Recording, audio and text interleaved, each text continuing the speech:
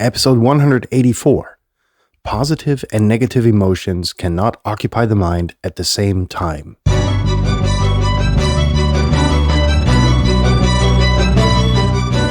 You're listening to the very best podcast in the world on health, wealth, and happiness. Please remember to leave a review and share with all your friends and family. And here is your host, Lars Hilser.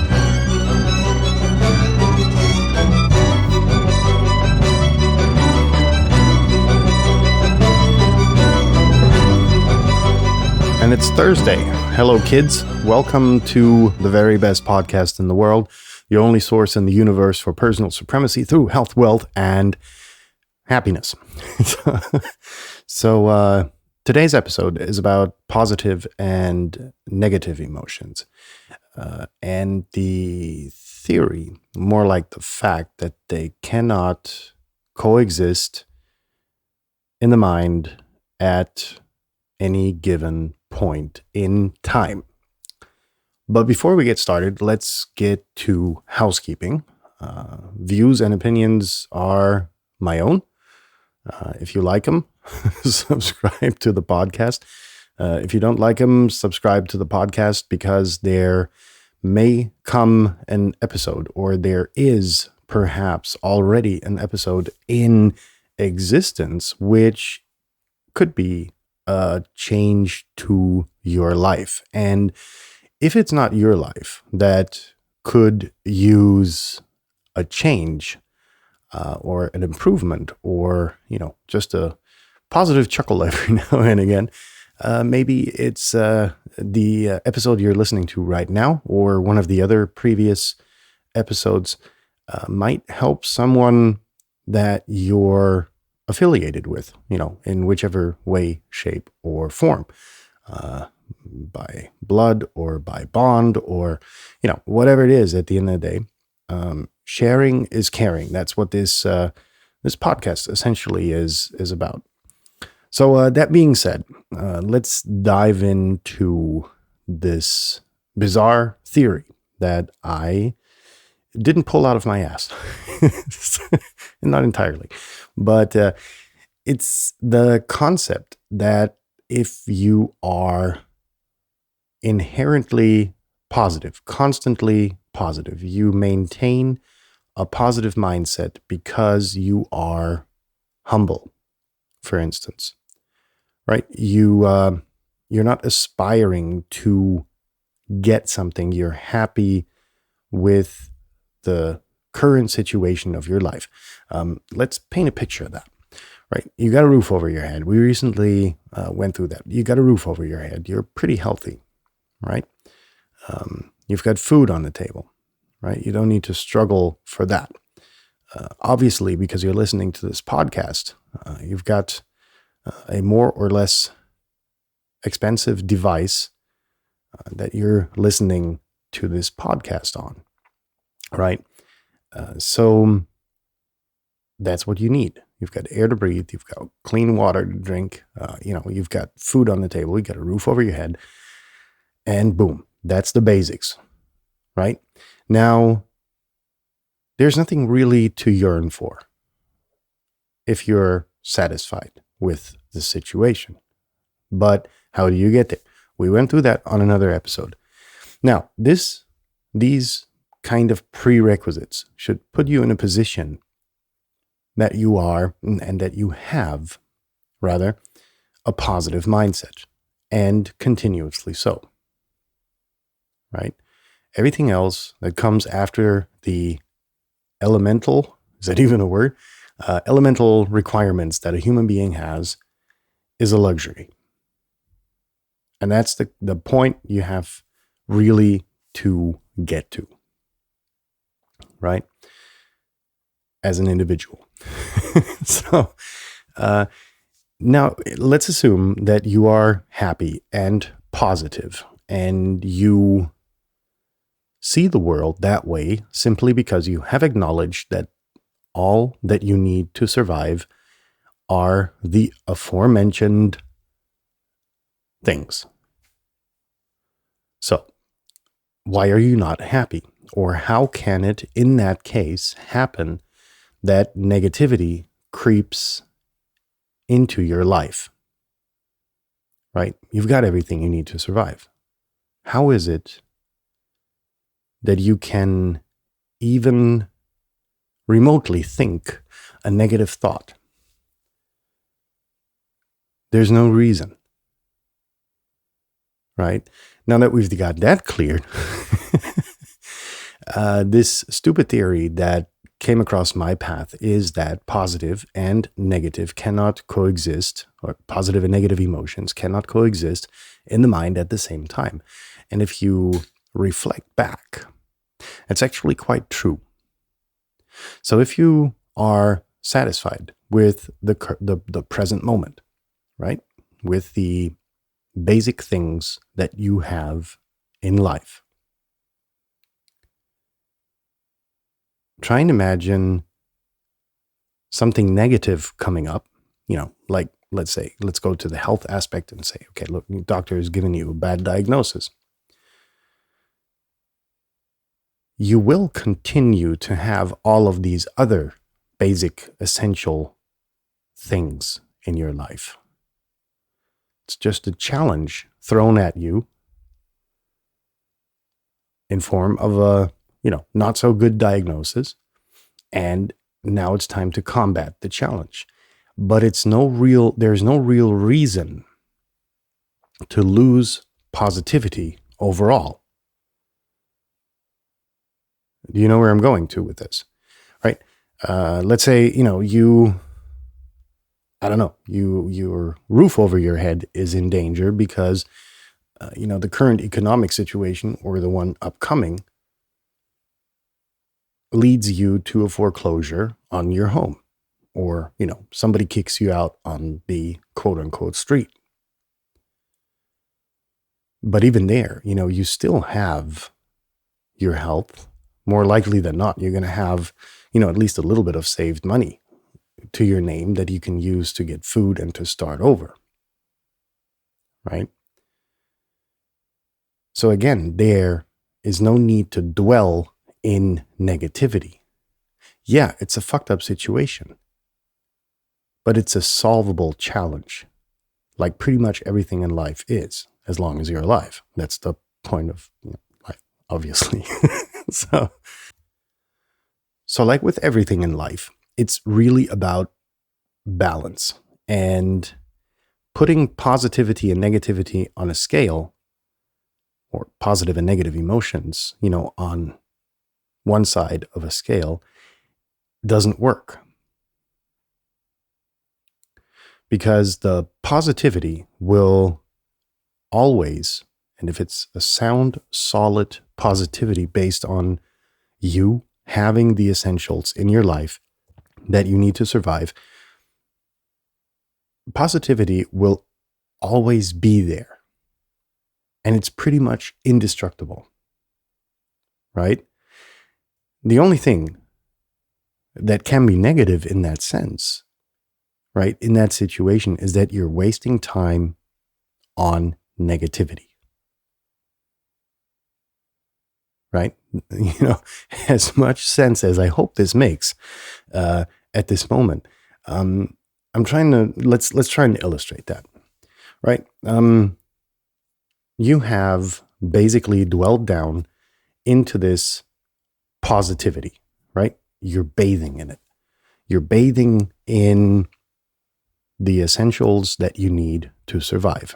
And you have acknowledged that everything above that is luxury.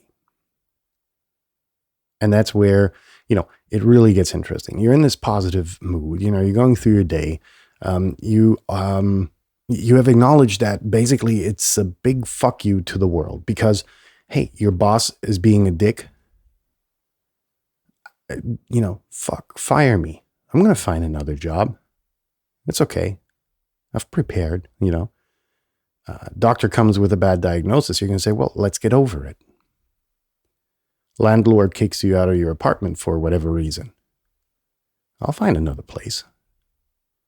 It's about these elemental things that it boils down to. But now that we've wasted successfully 6 or 7 minutes on these basics, I think I still owe you the point of this episode. So the point is really acknowledging that these are the elemental things that you need in life, and that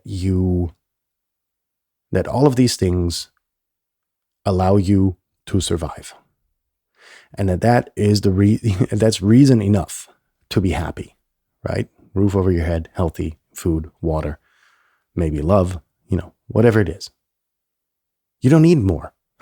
That's the fucking point I'm trying to make, I think. So, but if you observe yourself, that if once you have kind of solidified these elements, it's like, where do you go from here, right? Everything else that you're gonna grasp, you put your hands on, is a luxury. It's gonna be there. Maybe it's gonna be gone. Maybe not. Maybe you're lucky. Whatever it is at the end of the day. As long, however, as you pile the positivity in your mind up so high and make it so fucking rock solid, there is no way that anything negative will come into your life and that will essentially endanger what you have built in your mind, this positive mindset. So therefore, no coexistence of positive and negative. Taking it on the other side, however, if you're still stuck in the quote unquote normal world where you're devastated because your career isn't going the way you want it to go, and you fall into this abyss of negativity because, your only option presumably is to kill your job, thereby risking your house, thereby risking your car, thereby risking everything. It's artificial. It's fucking artificial. Because let's play this on, right? You go down this abyss. You get fired. You lose your house. Because you can't, you can't, what's the word I'm looking for? Anyhow, your mortgage payments are going to be late. Your car, which you haven't bought because you wanted to impress people, with money you don't have, that goes away, right?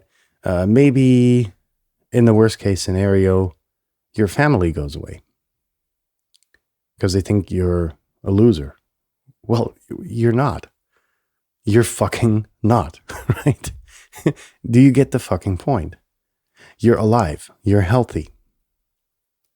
You have a roof over your head. Not your luxurious house anymore, but maybe an apartment. You have food that you can put on the table. Maybe not in the luxury restaurant every day anymore for lunch. True. But you can feed yourself. You have water. Comes out of the fucking tap. You can drink. Got air to breathe. Right? And then you are back where you were at square one. And yeah, the justified argument, but I worked so hard. Yeah, got it. Okay.